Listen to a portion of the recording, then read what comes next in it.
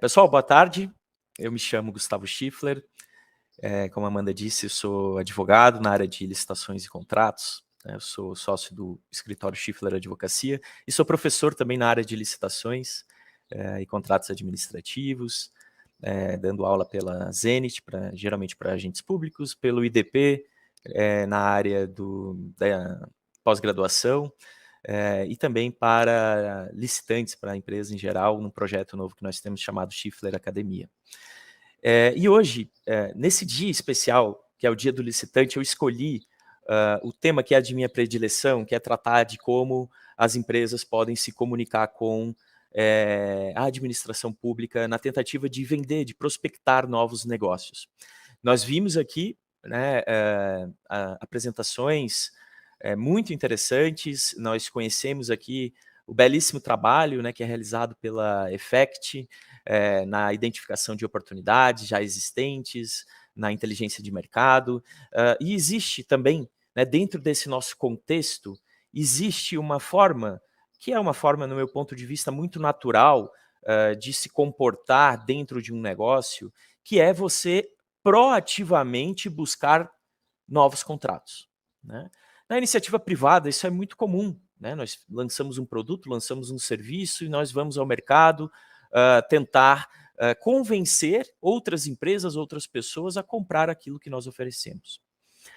No entanto, né, quando nós falamos de administração pública, esse assunto ele ganha alguns contornos um pouco delicados, eu diria. Quase como um tabu, né? A gente tem um certo receio de falar sobre prospecção ativa, né? A empresa ir atrás da administração pública para oferecer um serviço ou um produto, quase como se isso fosse algo proibido, né? Quase como se houvesse sim uma crença de que há algo que é reprovável, né? Em você buscar apresentar aquilo que você faz, né, aquilo que você vende, como se isso fosse gerar um direcionamento ilícito da contratação, como se isso fosse sinônimo ou fosse gerar uma desconfiança a ponto de se pensar que isso seria algo moralmente ilegítimo, ilegal ou até um ato de corrupção. Não é, né? Pois não é. E esse tema sempre me instigou porque nós temos pouca regulamentação sobre o assunto, né? É muito comum, né, como nós que trabalhamos na área de licitações e contratos, é muito comum se deparar com uma situação em que a empresa tem um produto novo, tem um serviço diferenciado, ela quer apresentar isso para a administração pública, para um determinado município, para um órgão estatal, do estado, para uma empresa estatal, mas ela não sabe exatamente como fazer isso, né? E é exatamente sobre esse tema que nós vamos tratar, né? Então o título aqui da fala, da palestra é Como Prospectar com a Administração, os diálogos na etapa preparatória das licitações. Leia-se aqui também, né, na etapa preparatória das contratações em geral, dado o fato de que muitas contratações não vão ser precedidas de licitação, e sim de uma dispensa ou de uma inexigibilidade de licitação. Então, esse aqui é o tabu que eu comentei com vocês, né? Então, como eu disse, é um tema de minha predileção. Eu tive como objeto de pesquisa, inclusive no doutorado, tem um livro publicado sobre o assunto, chamado Diálogos Público-Privados, em que eu investiguei exatamente esse fenômeno, que é um fenômeno dialógico, um fenômeno comunicacional, de relacionamento entre os agentes econômicos, as empresas, por assim dizer, e a administração pública, né? Como eles se comunicam, em que momentos, como isso acontece, quais são as regras aplicáveis. E aqui na palestra de hoje a gente vai tratar exatamente do momento anterior à contratação, né? Então, nessa figura aqui, nessa imagem que está na tela, a gente vê um empreendedor falando, né, com um representante do governo e tentando fazer negócio, né? Ele está ali oferecendo um serviço, imaginando, né, que pode celebrar esse negócio. O agente público ali, ele quer, né, ele entende que é algo interessante para a administração pública. No entanto, isso acontece em meio a um cenário de muita incerteza, né, um cenário em que nós não sabemos exatamente quais são as regras aplicáveis, regras de integridade, regras de compliance, né, quais são as normas éticas que se aplicam para essas comunicações que acontecem antes da licitação, né? Quando eu vou municiar a administração de algumas informações para verificar se ela tem ou não interesse em eventualmente contratar um bem ou um produto. Bom, qual que é o problema exato, né, que nós estamos enfrentando aqui? O problema é que esses diálogos que existem entre o mercado e a administração, eles são inevitáveis, né? Eles são cotidianos, eles acontecem diariamente e eles são imprescindíveis para que a administração pública seja eficiente. Então, né, vamos pensar em alguns exemplos muito simples, né? Vamos supor, né, que um órgão da administração ele tenha um projeto de transformar os seus processos administrativos, que são físicos, né, são processos impressos, digamos assim, em pastas. Ele tem o projeto de transformar isso em processos eletrônicos. Então, ela tem lá, né, uma série, milhares de processos físicos impressos, ela quer transformar isso em processos eletrônicos, processos digitalizados, processos dentro de um sistema. Bom,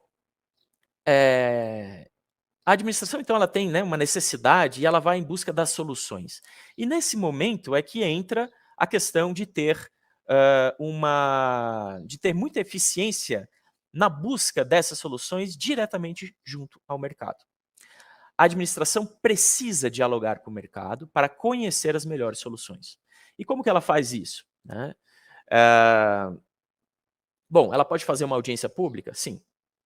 Ela pode fazer uma consulta pública? Sim, ela pode fazer isso. Mas seriam esses os dois únicos mecanismos para se realizar um levantamento de mercado? Não, não são.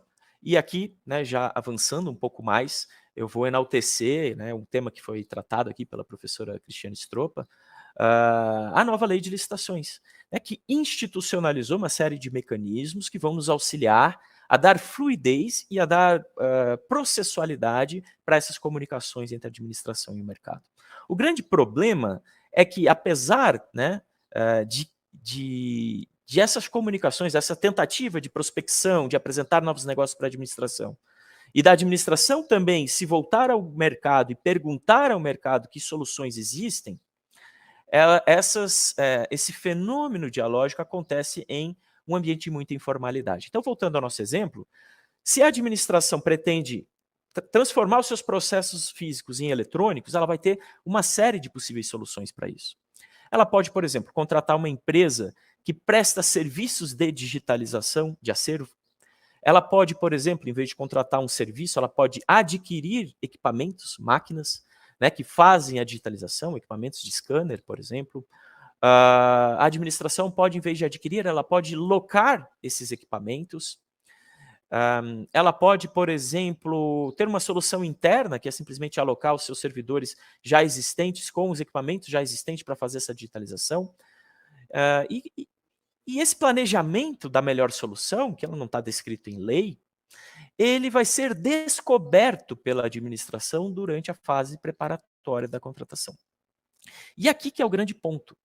Os particulares, as empresas, podem contribuir de forma legítima, de forma proativa, de forma objetiva, direta, por escrito, durante a tomada de decisões pela administração, quando ela está decidindo qual caminho seguir. Se ela vai contratar serviços de digitalização, se ela vai comprar máquinas de scanner, se ela vai alugar essas máquinas, quando ela decide comprar, se ela vai adquirir esses equipamentos, com qual característica? É uma característica em que eles fazem digitalização frente e verso, tantas páginas por minuto, preto e branco e colorido, qual a resolução dessa digitalização e assim por diante.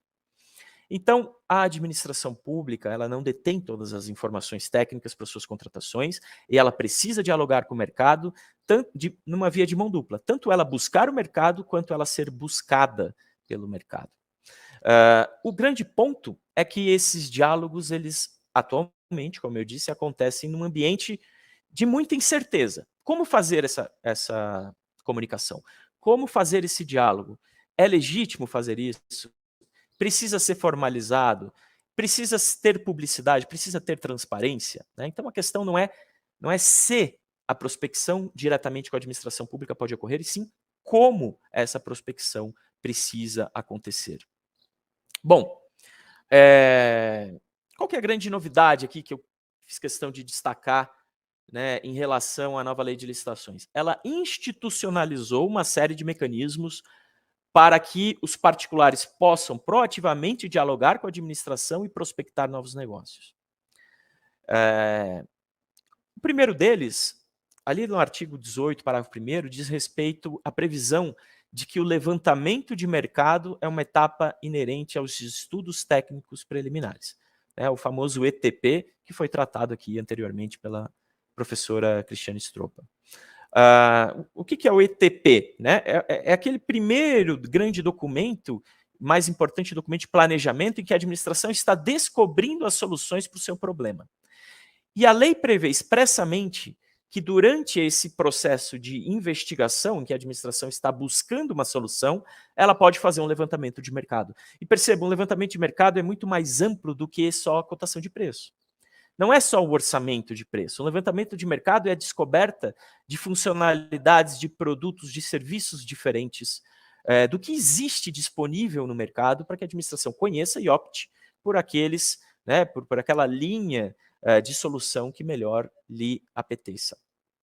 Então, diferentemente do que havia na 8666, é o mesmo na 10520, a 14.133, ela expressamente prevê que o levantamento de mercado pode ser feito pela administração pública. Uma outra novidade da nova lei, uma permissão ampla para a realização dos PMIs, dos procedimentos de manifestação de interesse. Né? Não sei se todos vocês já ouviram falar desse instituto, é um instituto já antigo, mas ele era muito utilizado na área de grandes contratações, na área de concessões, na área de parcerias público-privadas, as PPPs, né, o PMI, Procedimento de Manifestação de Interesse. E olha que interessante, né, até uma informação até um pouco contraintuitiva para muitos, né, que estão aí iniciando nessa nossa área das contratações públicas, que é perceber que dentro de um PMI, né, que é um procedimento lançado pela administração antes da licitação, os particulares podem contribuir para a futura licitação, inclusive redigindo minutas do edital, minutas dos contratos, minutas do termo de referência, tudo isso de maneira legítima, organizada, com a devida publicidade, com a devida isonomia. Né? Então, o que é o PMI? Um procedimento administrativo que acontece antes da administração lançar a licitação, em que ela convoca o mercado para que manifestem interesse naquele objeto, né? Nesse meu exemplo, qual seria o objeto? Qual seria, né, o problema a ser resolvido? Né, a eletronização dos processos administrativos físicos. Né? Ela convoca o mercado para dar as soluções possíveis, tecnológicas, soluções mercadológicas, administrativas, possíveis para resolver este problema. E nessa contribuição, os particulares podem até mesmo entregar documentos que vão ser depois utilizados na licitação. O próprio edital, o próprio termo de referência, os demais anexos, a própria minuta de contrato, por exemplo. Bom, o PMI ele é um procedimento administrativo bastante estruturado e geralmente utilizado para contratações maiores. Nós não precisamos, né, nós, a administração, ela não precisa necessariamente lançar um PMI para contar com a contribuição dos particulares. Existem já outros institutos muito utilizados, sobretudo nas estatais, que já fazem uso desses mecanismos há mais tempo, como, por exemplo, eu coloquei aqui na nossa apresentação, né, o RFI, que é o Request for Information, o RFP, que é o Request for Proposal, que é quando o particular envia para a administração, geralmente sob solicitação, né, mas não necessariamente, eu já volto nesse ponto, envia informações sobre uma solução técnica. Olha, eu tenho uma solução técnica aqui que abrange, né, a alocação de alguns equipamentos, mais a cessão, né, de uma mão de obra para a prestação de um determinado serviço, acoplado aqui com uma certificação de um determinado cartório, que faz com que você migre todo esse acervo físico para um acervo eletrônico totalmente íntegro, né, com atestação de veracidade. Você inclusive vai poder se desfazer desse teu acervo físico, naquele nosso exemplo. Isso pode vir dentro de um mecanismo de diálogo como esse, né? Seja um PMI, um Request for Information, ou um Request for Proposal, que é quando o particular já apresenta também uma proposta definida, com valores, inclusive, para a administração. Né? Então, Percebam que esses são mecanismos de conversação, né, mecanismos de diálogo que acontecem antes da contratação pública. Então, não só, né, e a gente hoje é um dia para se orgulhar, né, o dia do licitante, nós como licitantes, como empresas que queremos vender para o governo, temos orgulho daquilo que fazemos, e na medida que nós temos orgulho daquilo que nós fazemos, nós também queremos proativamente oferecer esses serviços e esses produtos. Claro, identificar as oportunidades existentes é muito importante e talvez faça parte aí da maioria, né, das efetivas oportunidades, mas criar oportunidades, né, criar oportunidades novas, sobretudo quando a gente tem algo relacionado com inovação, um produto novo, um serviço novo, né, eu identifiquei um problema num determinado município que talvez o gestor não tenha conhecimento, criar oportunidades também faz parte da nossa atividade comercial. E nós temos que ter orgulho disso e saber fazer isso da maneira correta, né? E saber que existem esses mecanismos, então, em que nós podemos provocar a administração a conhecer aquilo que nós fazemos, né?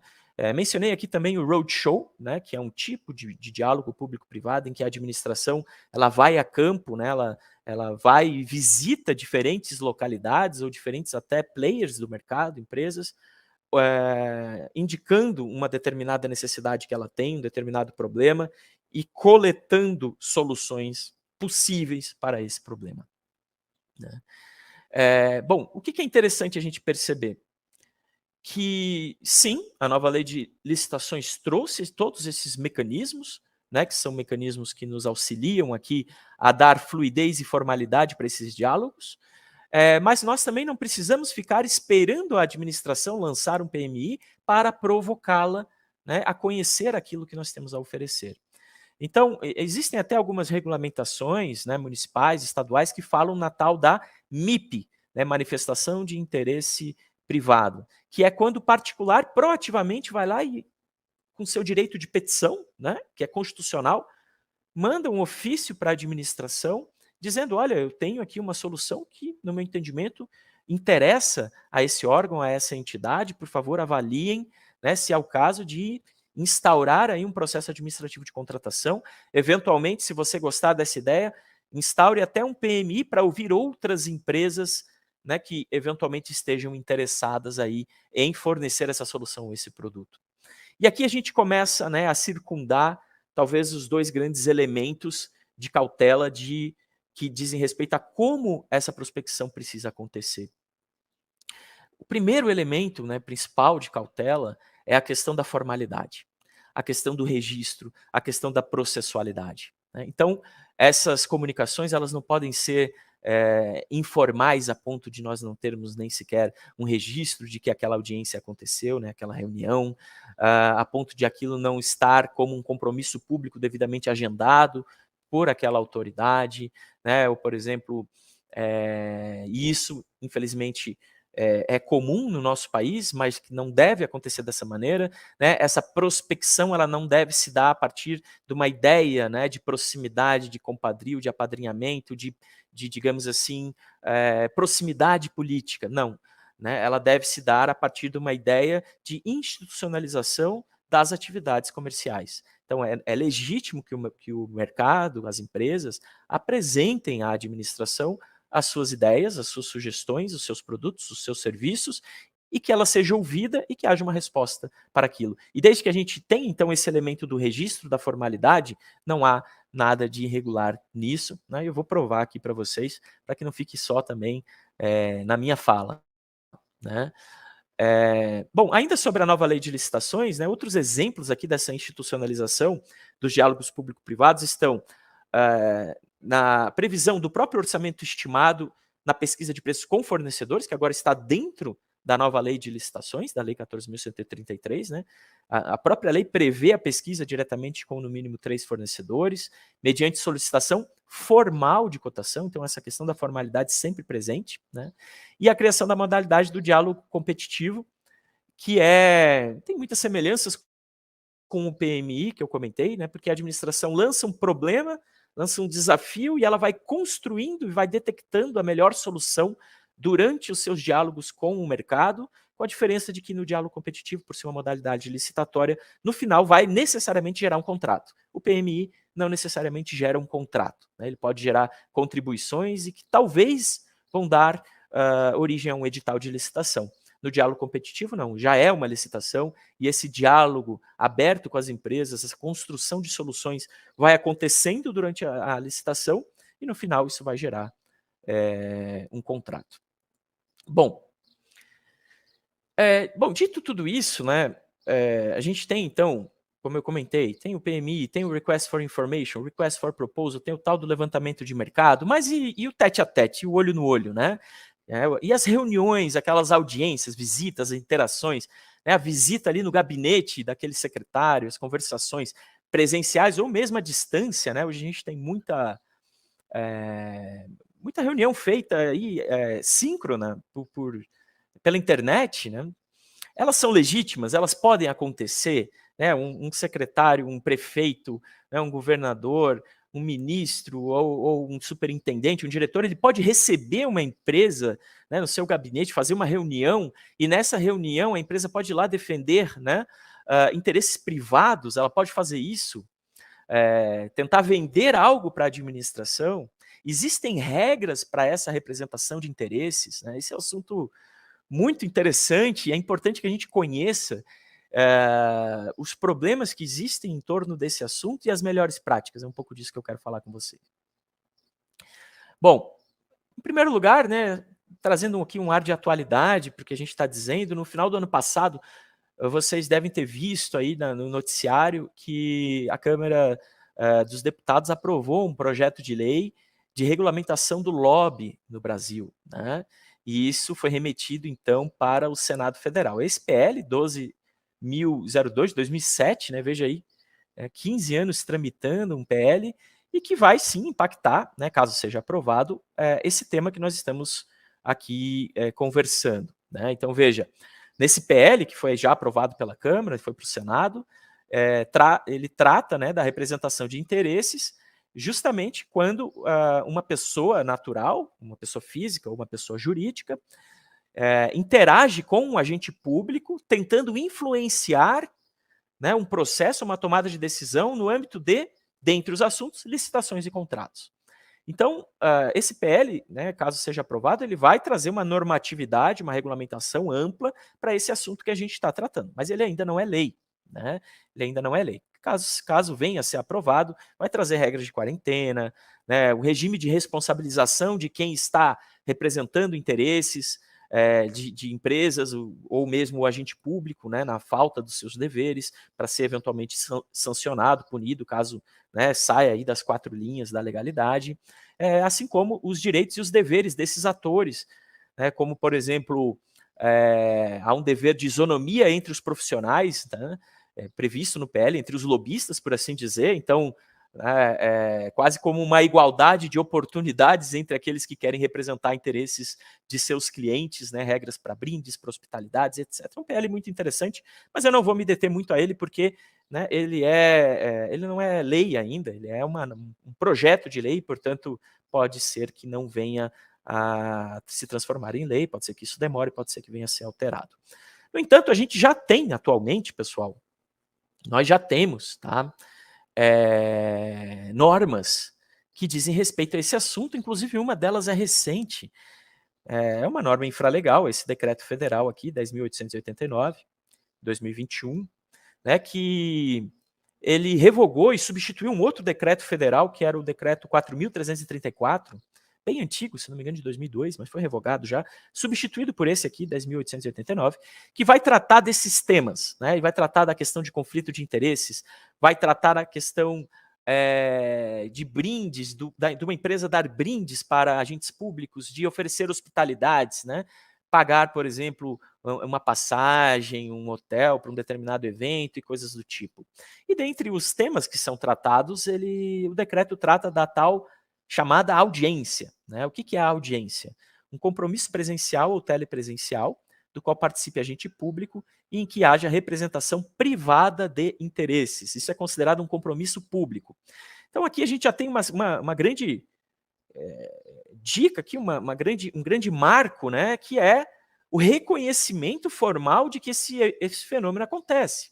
De que as empresas, sim, elas vão querer buscar proativamente, os agentes públicos vão querer, né, ter um compromisso presencial, uma reunião, aqui chamada de audiência, né, uma audiência, para fazer o quê? Representar interesses privados, né, defender, oferecer um serviço, oferecer um produto, e isso não é ilegal, isso não é ilegítimo, isso é permitido pelo nosso ordenamento, desde que feito da maneira correta, né?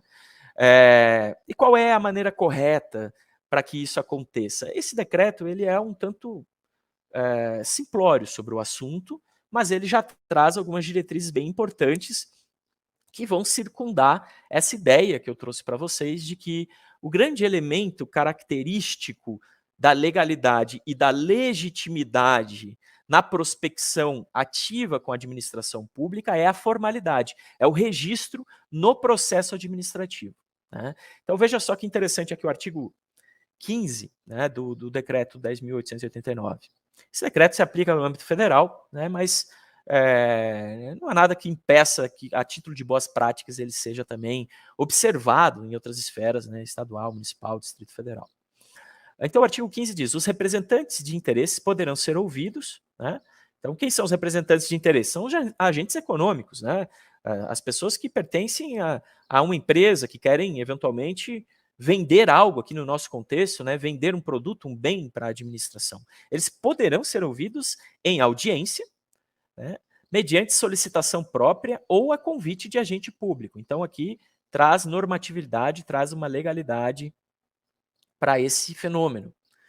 E aí o parágrafo 1º vai dizer: os órgãos e entidades do Poder Executivo Federal prezarão pela isonomia de tratamento àqueles que solicitarem audiência sobre a mesma matéria, permitida a realização de consulta pública ou audiência pública para esse fim. Bom, isso é um dever do gestor público, mas a grande ideia aqui, né, e importante a gente saber disso, é que se existem outros potenciais interessados naquele problema a ser satisfeito, naquela venda a ser feita, a administração ela tem que dar a oportunidade para que outros players de mercado também conversem com ela, né? Essa é a grande lógica aqui da isonomia, né, nesse tema. Mas o grande ponto é que essas audiências elas podem acontecer.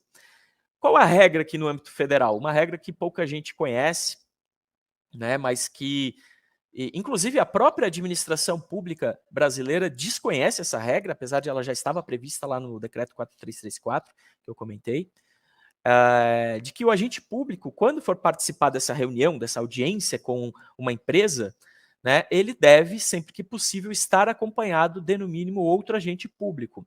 Essa regra da pluralidade, ele não vai participar sozinho, né? É uma regra de integridade aqui, uma regra de, olha, se tem mais de uma pessoa participando da reunião, a probabilidade de algum desvio de comportamento, algum desvio ético, né, de alguma imoralidade é menor, né? Então, essa é uma regra interessante, né, de boas práticas aí em relação à prospecção direta com a administração. De preferência, na verdade, o decreto não fala nem de preferência, ele fala sempre que possível, né, o agente público deve estar acompanhado de outro agente público. E aqui eu já dou uma dica também. No caso do privado, da empresa que quer vender para a administração, né, que ela quer provocar essa oportunidade, quer criar essa oportunidade, seja para uma licitação, seja para uma inexigibilidade, por exemplo, que ela também leve mais de uma pessoa, né, que não vá um único agente, um único representante da empresa, né? De preferência que se leve mais de uma pessoa, né? Porque assim, da mesma maneira, né, como há uma preocupação pelo lado do público, pelo lado do privado você tem ali mais um ator, né, mais uma pessoa que vai depois, se necessário, poder atestar, né, o que é que aconteceu naquela reunião. Regras de registro, né, de formalização. E percebam que interessante, pessoal, uma confusão que a gente não pode fazer, que é a diferença entre o dever de registro e o dever de publicidade, né? Existem várias informações que são do poder público que precisam ser registradas, mas elas são sigilosas, né? Então, o dever de registro não se confunde com o dever de publicidade. E aqui a gente está falando, né, de um dever, primeiramente, de registro, né, mas também de publicidade. Veja, o agente público de que trata o artigo Segundo, deverá registrar e publicar, por meio do e-agendas, aqui no caso do governo federal, né, as seguintes informações. O assunto que foi tratado, o local em que aconteceu essa audiência, essa reunião, a data, quando aconteceu, o horário, a lista de participantes, né, e se for uma audiência com uma empresa, com alguém que está representando um interesse privado, quem era esse representante, né, qual era a pessoa jurídica que ele representava, qual grupo de interesses, e a descrição dos seus interesses, né, o que é que ele veio ali apresentar. Isso não necessariamente precisa acontecer por meio de uma ata, mas, claro, o melhor seria que acontecesse sim por meio de uma ata ou de algo parecido com isso, né? Então, a partir desse, eu acredito que esse decreto seja algo novo aí para muitos de vocês, né, porque ele é recente e ele traz algumas regrinhas bem interessantes sobre como a gente deve fazer essa prospecção ativa e vender, né? É muito comum que qualquer empresa, tanto no mercado público como privado, tem um setor comercial, pessoas que são vendedoras e proativamente vão em busca de clientes. E não há problema algum em ir proativamente em busca de clientes que sejam parte da administração pública, né?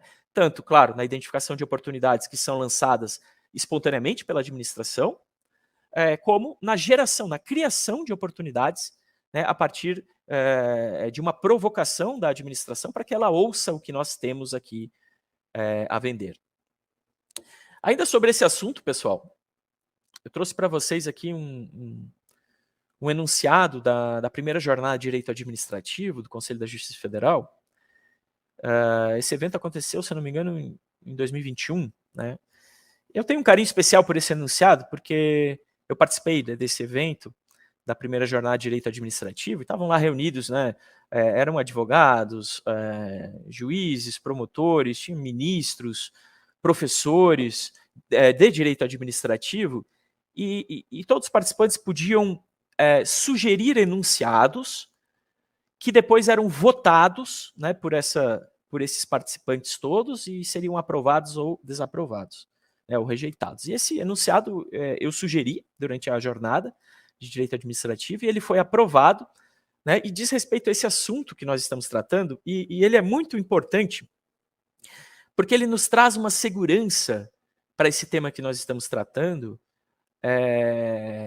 no mínimo, né, para demonstrar que a empresa que busca proativamente a administração, né, para se posicionar e vender, usar a inteligência de mercado tanto para observar e identificar oportunidades já existentes, como para criar novas oportunidades, ela pode fazer isso com uma mais extrema boa-fé. E não há nada de errado nisso. Veja só que interessante. Esse enunciado, então, que foi aprovado nessa jornada, enunciado número 29. Ele diz o seguinte: a administração pública pode promover comunicações formais com potenciais interessados durante a fase de planejamento das contratações públicas, para obtenção de informações técnicas e comerciais relevantes à definição do objeto e elaboração do projeto básico ou termo de referência, né? Então aqui está muito claro, nessa primeira parte, que a administração pode dialogar, pode se comunicar com potenciais fornecedores enquanto ela planeja a sua licitação, né? E não só buscar a coleta de preços, mas buscar informações técnicas, informações comerciais que são relevantes para definir o objeto que vai ser contratado, né, para elaborar o termo de referência. E aí, né, o enunciado diz, sendo que esse diálogo público-privado deve ser registrado no processo administrativo e não impede o particular colaborador de participar em eventual licitação pública, ou mesmo de celebrar o respectivo contrato, tampouco lhe confere a autoria do projeto básico ou termo de referência. Ou seja, qual que é o dever aqui, a cautela por parte da administração? Registrar isso no processo administrativo. E qual que é a garantia do particular? Isso é muito importante que seja dito, porque muitas empresas têm medo de contribuir com a administração durante a etapa de planejamento da licitação, pelo risco, né, daquele inciso que diz, olha, quem é autor do projeto básico não pode depois executar o objeto, né? Mas isso, o que nós estamos tratando aqui é diferente, né? Não é que uma empresa vai lá e escrever o termo de referência, né, fora de um PMI, né, espontaneamente, simplesmente entregar um termo de referência e aquilo vai ser licitado. Não, ela vai contribuir com informações técnicas e a administração, sob posse, né, dessas informações vai elaborar o seu termo de referência. E o particular que contribuiu na fase de prospecção, na fase de planejamento, preparatória da contratação, ele vai depois sim poder participar da licitação. Né? E esse enunciado aqui desde de 2021, se eu não me engano, não lembro exatamente o mês, um pouco perdido aqui, não sei se foi 2020, enfim, trouxe essa regra já, né, de consenso na comunidade que estuda o direito administrativo e que veio a ser depois consolidada na nova lei de licitações. Né? Então, até vocês vão ver que uma dica, né, que eu dou é que essas comunicações de prospecção, como vender para a administração proativamente, que nos e-mails que sejam encaminhados, que no final tem um disclaimer, né, que tem ali um aviso legal, e que, se for o caso, né, que se transcreva nesse disclaimer no final da mensagem esse enunciado, né, dizendo que essa contribuição está acontecendo, né, de uma maneira legítima, né, uma comunicação formal para contribuir com a instrução do processo administrativo e não necessariamente determinar o que vai ser ou não licitado pela administração. Eu acho isso muito importante, pessoal, porque, né, como advogado, a gente acaba se deparando cotidianamente, né, com processos administrativos de contratação, muitas inexigibilidades, muitas dispensas, ou mesmo licitações, em que houve um trabalho comercial por parte da empresa antes da licitação. Esse trabalho, né, muitas vezes era legítimo, não havia nada de ilícito envolvido, não havia, por exemplo, questão de vantagem devida, propina, não, nada disso, era um trabalho comercial legítimo, de venda mesmo, né, de apresentação, exposição do seu produto, do seu serviço, mas que por falta desses cuidados, por falta, né, dessa cautela, né, de tomar cuidado com o registro, com a formalidade, com a inclusão no processo administrativo, quando um órgão de controle, um Tribunal de Contas, um Ministério Público, observa aquela contratação e descobre que houve alguma comunicação, algum diálogo, alguma interação antes da licitação, ele interpreta aquilo como direcionamento.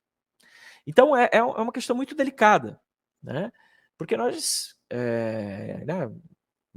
99%, né, das pessoas que fazem parte aqui do nosso meio, elas não querem fazer nada de errado. Né? Elas querem agir dentro da legalidade, elas querem, mas dentro da legalidade elas também não querem ficar passivas. Né? Elas querem ser proativas, elas querem oferecer aquilo que elas têm de melhor, né? E fazer isso de uma maneira lícita e com orgulho do que se faz. Então, a partir do momento em que a gente descobre essas regras sobre, né, regras de integridade, como se comportar ali numa audiência, né, de levar sempre algum colega junto, de que de preferência o agente público tenha também, né, sempre que possível, outro agente público, aquilo seja formalizado dentro de uma agenda, etc, etc, a gente passa a ter mais segurança no que a gente faz e com mais segurança a gente passa a ter menos medo, né, da nossa atividade e mais orgulho também do que nós fazemos. Bom, já encaminhando aqui mais para o final, e daí quem sabe a gente tem um tempinho para conversar aí, vocês podem fazer perguntas, né, pessoal? Façam aí no chat, por favor. Eu trouxe aqui 5 dicas práticas, tá? Para prospecção ativa com a administração pública. Então, 5 dicas práticas aqui sobre comportamento, né, de como a empresa o que ela deve cuidar, né, quando ela vai buscar criar oportunidades nesse mercado. A primeira delas, a formalidade, como eu já falei. Então, qual que é a regra aqui? Desde que ocorra formalmente, não é proibido se comunicar com a administração pública antes da licitação, com o intuito comercial, né? Ou seja, na atividade de prospecção, a empresa pode sim apresentar informações técnicas sobre os produtos e serviços que ela oferece. Né? E aí, aqui eu recomendo, né, que essas comunicações são formais, que se tenha esse disclaimer informativo, fundamentado, né, indicando, né, de antemão, que no nosso, né, Brasil contemporâneo, né, mais do que, isso parece até clichê dizer, né, mais do que ser honesto, a gente precisa o tempo todo parecer honesto. Então, esse disclaimer é importante nisso. É importante que se saiba, olha, eu estou contribuindo com você aqui, eu estou fazendo isso de uma maneira legítima, né, de uma maneira lícita, porque não é errado eu apresentar essas informações, né, e isso não significa nenhum tipo de solicitação para que, ou de mensagem, né, para que haja algum tipo de desvio de legalidade. Segunda dica, os meios institucionais, né? Então, esses diálogos, pessoal, essa prospecção precisa acontecer a partir dos meios institucionais de comunicação. Então, o que é isso? É o seu e-mail comercial, né? fulano@nome da empresa.com.br, por exemplo. E ele vai ser encaminhado para quem? Para o Hotmail, para o Gmail do agente público? Não. Para o e-mail oficial do agente público, fulano@nome do órgão público.gov.br, por exemplo. Tá? Então, a gente precisa evitar, né, a informalidade, evitar os meios não institucionais. Né? Então, esse tipo de prospecção não vai poder acontecer pela via do WhatsApp, pela via do Telegram, pela via do Instagram, não. Tá? Ela precisa acontecer pelos meios institucionais. Por quê? Porque ela vai precisar depois ser registrada dentro do processo, porque essa é a forma correta de se fazer. Né? Então, a forma incorreta de se fazer é pela informalidade. Embora seja comum, a gente sabe que é comum, né? Mas é a forma incorreta. Então, a gente está tratando aqui da forma correta, né, de se tratar aqui do assunto, e os meios institucionais vão trazer né, esse acréscimo de formalidade necessário. Terceiro, clareza e completude das comunicações. Né? O que é isso? Um observador externo, uma pessoa alheia que não conhece a sua empresa, que não conhece o agente público, né? um promotor de justiça, um procurador da República, um conselheiro do Tribunal de Contas, se ele ler essas comunicações, ele precisa compreender adequadamente o contexto, tudo que está acontecendo ali. Então, durante a prospecção, às vezes você conheceu a pessoa anteriormente, né? Às vezes a pessoa pode ter sido seu colega, não tem nenhum tipo de suspeição de impedimento, mas você conhece a pessoa. Mas nessas comunicações não é local para demonstrar intimidade, para fazer piada, né? Para partir de presunções, né? De que a pessoa sabe do que você está falando. Não, tá? Não.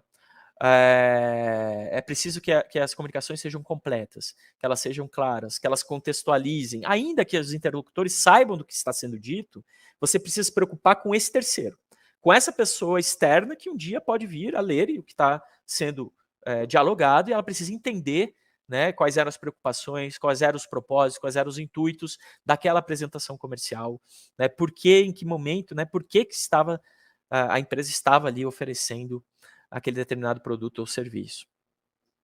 Tudo isso para quê? Né? Para mais do que ser honesto, parecer honesto, né? Ter uma conduta proativa aqui de integridade. Quarta dica, né? Concreta. Ter uma política de integridade própria, específica, interna da empresa para regulamentar quais comportamentos são permitidos aos seus colaboradores, quais são proibidos, quais são os comportamentos desejados e esperados. Né? Aqui, pessoal, o que acontece, né? Geralmente, claro, quando você tem uma empresa que está iniciando, você tem ali 3, 4, 5, 6 pessoas, né, envolvidas na operação, você tem controle sobre o que cada uma dessas pessoas está fazendo. Né? Ou pelo menos é mais fácil ter esse controle. Mas quando a empresa cresce, você tem 20 pessoas, né, participando da instituição, da organização, você tem 30 pessoas, você tem 100 pessoas, 200 pessoas dentro da sua organização, trabalhando com licitação, com contrato, você tem uma equipe comercial de 60 consultores, por exemplo, você não tem mais controle sobre o que cada um faz. Né? E isso é um problema para a pessoa jurídica, para a empresa, porque, né, imagina, o dono da empresa, o acionista, o gestor, se ele não tem controle do que aquela pessoa lá na ponta está fazendo, e às vezes aquela pessoa tem incentivos, né, para gerar contratos, ela vai ganhar algum bônus, e aí são incentivos que podem levar ela, eventualmente, né, a falhar, a agir de uma forma inidônea, enfim. Então você precisa ter uma política de integridade. Né, uma política de integridade que vai ter treinamentos, que vai ter capacitação, que vai ter regras claras sobre o que pode ser feito, o que não pode ser feito, como que o consultor vai visitar um secretário de Estado, de município, como que ele vai se reportar à diretoria depois, em qual sistema, que tipo de informação ele precisa registrar, né? Como é que vai se dar o agendamento. Então, regras próprias, regras internas aqui sobre esses diálogos público-privados, né? Então a empresa precisa ter essa política de integridade, sobretudo quando ela começa a crescer, ganhar atração e começa a ter muitos negócios com a administração e você passa a não ter mais controle exato sobre o que cada um dos seus colaboradores está fazendo. E a quinta dica, né, é o respeito ao momento do procedimento. Então, claro, você, nessa atividade de gerar negócios, de criar oportunidades, que, como a gente está vendo, é legítima, é lícita, mas também é sensível, eu preciso respeitar, né, as formalidades do procedimento e os momentos do procedimento. Então, se eu contribuir com a administração pública durante a etapa de planejamento e depois é lançada uma licitação, eu vou participar da licitação e somente da licitação, né? Aquelas audiências que eu tive no momento anterior, em que aquilo era permitido, em que ainda se estava buscando, né, criar ou identificar a melhor solução para lançar a licitação, né? Qual o melhor produto a ser contratado, qual o melhor serviço a ser contratado, qual a melhor obra a ser construída. Naquele momento, sim, né, havia oportunidades de reuniões, né, de audiências público-privadas entre agentes públicos e econômicos. Mas foi lançada a licitação, agora o diálogo vai acontecer dentro da licitação. Né, e dentro da licitação a gente vai ter regras próprias para esses diálogos, certo? Bom, pessoal, trouxe aqui, né, já encaminhando para o final, tem um artigo que eu publiquei sobre esse assunto, né, muito curto, apenas sintetizando aqui as principais ideias. Ele se chama As Comunicações entre o Mercado e a Administração na Etapa Preparatória da Contratação Pública, tem a referência aqui, se vocês jogarem no Google também vocês vão encontrar, né?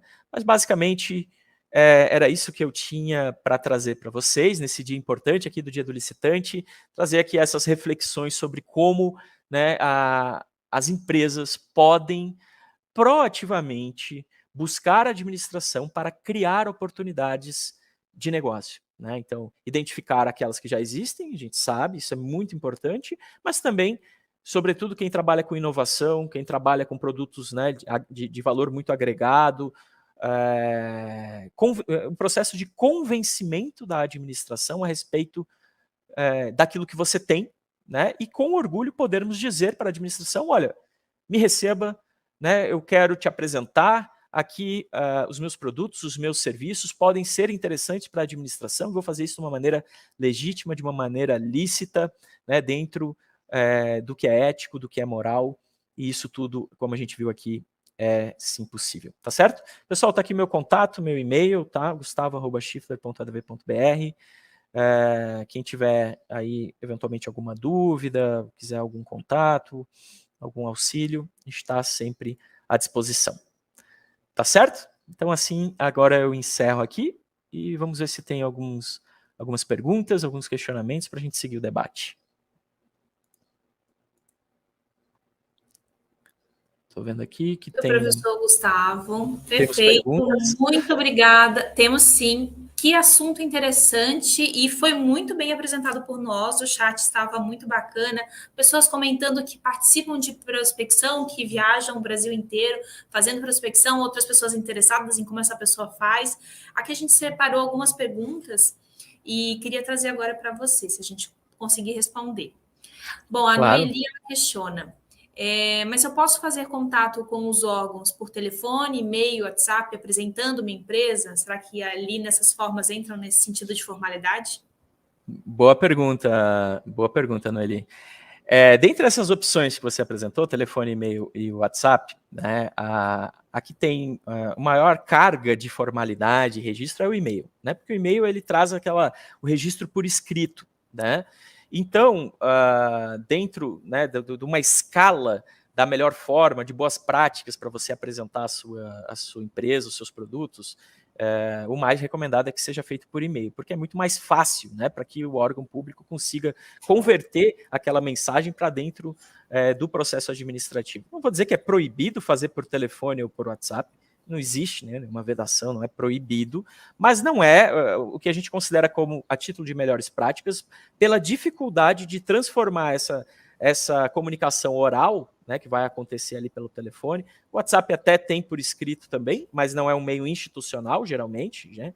A não ser que o órgão tenha um WhatsApp oficial, por exemplo, aí já muda um pouco, a empresa também ter um WhatsApp oficial, aí mudaria um pouco o cenário, mas geralmente não é assim, né? Então, numa escala aqui de melhores práticas, a gente dá preferência sempre à questão, por exemplo, aqui, né, do e-mail. Não significa que você não vai poder ligar, por exemplo, a entender como é que se faz o agendamento de uma audiência, não, isso tudo é permitido, né? Agora, a apresentação oficial, formal, que vai ser depois vertida para o processo administrativo, a recomendação é que se faça por e-mail. Perfeito, muito bom saber. Agora, a próxima pergunta é da Verônica Cristina, e ela já traz a questão da nova lei, né? A 14.133 veda a apresentação, envio de amostra de produtos aos órgãos na fase preparatória? Olha, boa pergunta, foi a Verônica, né? Verônica Cristina que fez a pergunta. No meu entendimento, eu não vejo essa vedação, tá? Até porque, veja que interessante, né? A nova lei de licitações, ela trouxe alguns procedimentos auxiliares em que existe necessariamente o envio de uma amostra, pode existir esse envio da amostra, como é, por exemplo, a pré-qualificação de bens, né? A administração, antes de lançar uma licitação, vai receber a amostra desses bens para verificar se eles atendem ou não a sua necessidade. Eu, particularmente, não vejo uma proibição de que a administração avalie amostras de produtos ou até mesmo de serviços na fase de planejamento da sua contratação. Eu sei que existe um acórdão do TCU específico que fala sobre prova de conceito, né? É um acórdão, no meu entendimento, bastante infeliz, em que ele vai ser contrário à realização de prova de conceito na etapa preparatória, mas eu acredito que seja um precedente bastante isolado e que, a título de boa prática, desde que seja um procedimento isonômico, né, ou seja, aberto às diferentes empresas, potenciais fornecedores que têm interesse naquela área, né, que seja dada publicidade a essa oportunidade, que a administração tem uma política para isso, né, não vejo que nenhum tipo de vedação, não. Perfeito, professor. Agora, a nossa última pergunta que a gente separou, ela vai um pouco além dessa questão de prospecção e da própria fase preparatória, ele já fala mais de itens homologados. É uma pergunta da Bianca Ramos e ela questiona, né? Gustavo, aproveitando todo o seu conhecimento e trabalho jurídico, existem alguns portais que cobram ao usuário uma porcentagem sobre o valor de itens homologados, observando a situação que o órgão público gera uma ARP. Perdão, eu não concluí a pergunta, né? Quando ocorre a situação de itens mesmo que homologados podem não ser adquiridos em quantidade total, é correto ou coerente que tal cobrança de valores seja praticada? Interessante sua pergunta, Bianca. Aqui, né, tentando interpretar o caso, né, que você está trazendo, me parece ser a seguinte situação: portais, né, privados, né, portais não sítios eletrônicos oficiais da administração, portais privados que cobram um percentual sobre itens homologados, e aí quando tem uma ata de registro de preço, está se cobrando percentual sobre todo o valor da ata, e o problema que você está trazendo é que nem sempre o valor total da ata vai ser contratado posteriormente, né? Eu imagino que seja esse o contexto, né?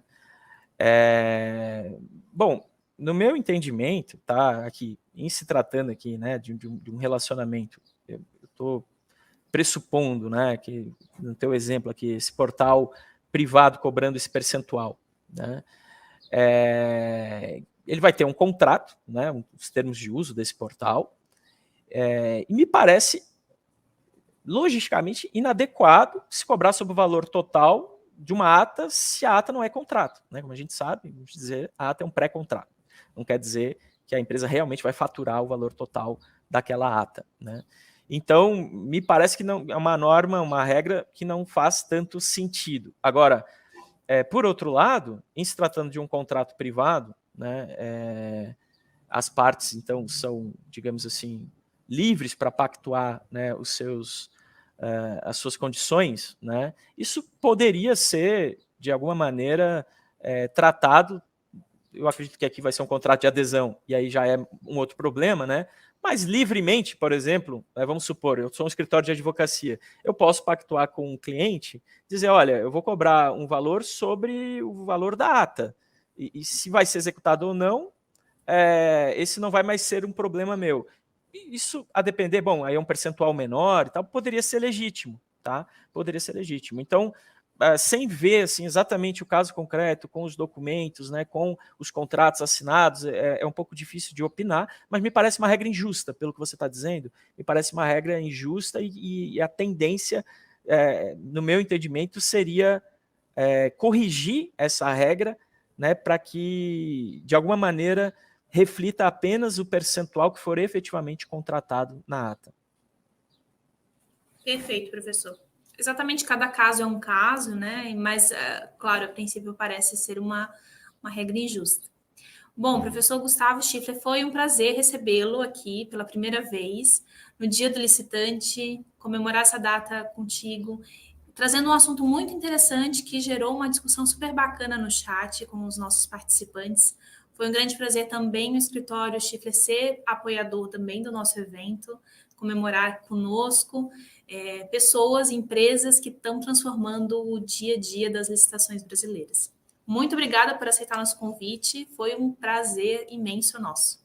Eu que agradeço, Amanda, eu quero agradecer pela oportunidade e, mais acima de tudo, eu quero parabenizar vocês da Effect pela organização desse evento, né, pela dedicação, um presente dado à comunidade de licitantes, né, um evento com esses palestrantes que me precederam ali, com muita qualidade, com muito conteúdo, e pelo trabalho belíssimo que vocês fazem com essas ferramentas tecnológicas tão relevantes, né, e que auxiliam tanto as empresas a conseguirem fazer aquilo que elas precisam, né, e dedicar o tempo, como foi dito aqui, dedicar o tempo para aquilo que elas são realmente, né, eficientes e deixando, né, para que o sistema faça boa parte do trabalho burocrático, por assim dizer.